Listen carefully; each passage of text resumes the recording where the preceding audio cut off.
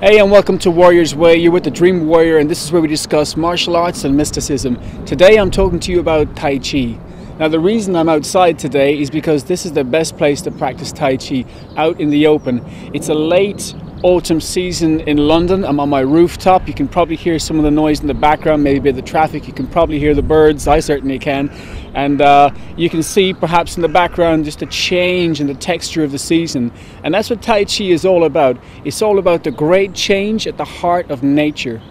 The word Tai Chi means great polarity. And what that means is that everything in the cosmos is going from one state towards its opposite state and back to that state again. Because of course when it reaches this state, that becomes its opposite. Makes sense. So, for example, winter gives way to summer, summer gives way to winter, and so on and so forth. When you breathe in, you create the potential for the out-breath. When you create the out-breath, you create the potential for the in-breath.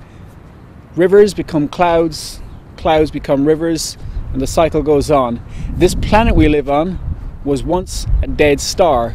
The star was alive, the star died. This planet, which is the dead star, gave rise to life.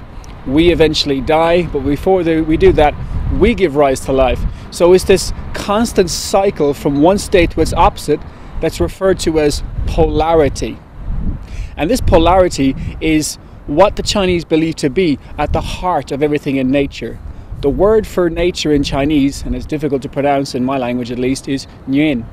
And I'm probably pronouncing that wrong, but you get the idea. What it means is that which unto itself is doing. And in Chinese philosophy, that is what is perceived to be at the heart of nature, is that there is a great natural ability for nature to just do itself. And Tai Chi really is an exploration of that which is doing itself.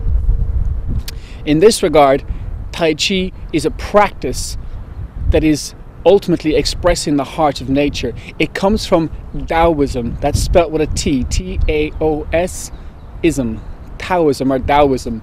And Taoism really is the study of the Tao, T-A-O, or the Tao as it's sometimes pronounced. And the Tao, which translates to the way, means the way things happen naturally by themselves.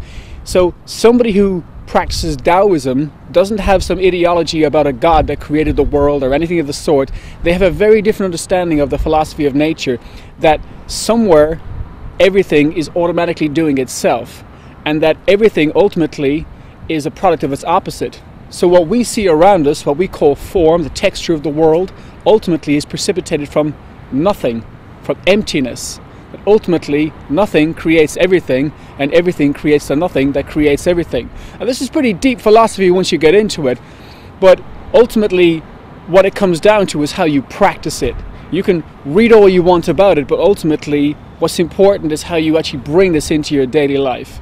And that's what Tai Chi is. It's your way of actually engineering a relationship with the Tao. So I'm going to show you an exercise to start with. It's not a particularly easy exercise, but it really captures the essence of Tai Chi, and it's worth spending a little bit of time working with. So let's get into the exercise. Okay, so I've got a question for you. When are left and right opposite, but equal at the same time? The answer is in a circle.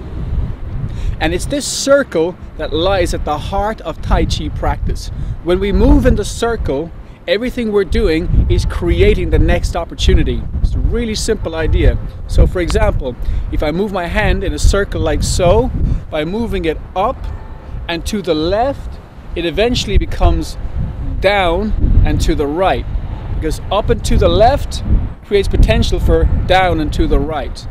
So by actually moving my hand up and to the left, I'm creating the potential for it to fall down and to the right, which creates the potential for it to go up and to the left, which creates the potential for it to go down and to the right. So what we're seeing now is this idea of polarity, the opposites creating each other. Now when we follow that with the breath, so for example we might breathe in and breathe out, and breathe in and breathe out. we're now starting to move with the natural polarity of things. And this in effect is energy. Everything is automatically happening by itself. There's nobody doing it. In Chinese philosophy, there's a term they use called mushin. Mushin means no mind. There's no mind needed to do this. It does itself. And when we get into this natural flow of just letting things do by themselves, we're entering into a meditative state. We're allowing the world to be what it is, to do what it does, without interfering with it. So let's practice that idea again. We simply breathe in and breathe out. And breathe in and breathe out. Now notice as well, my hips turn to the left, and this creates potential for them to turn to the right. And again to the left, and again to the right. Now we do the same with the opposite hand. Hips turn the opposite direction, and the hand does the opposite.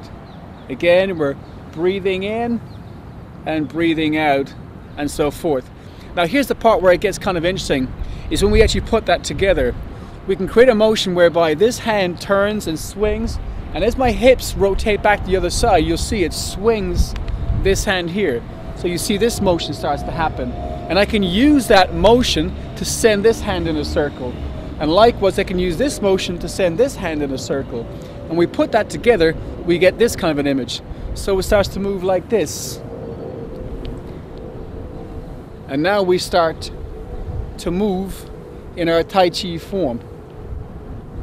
And you can see that both of the hands are automatically moving each other without me having to put too much effort into it.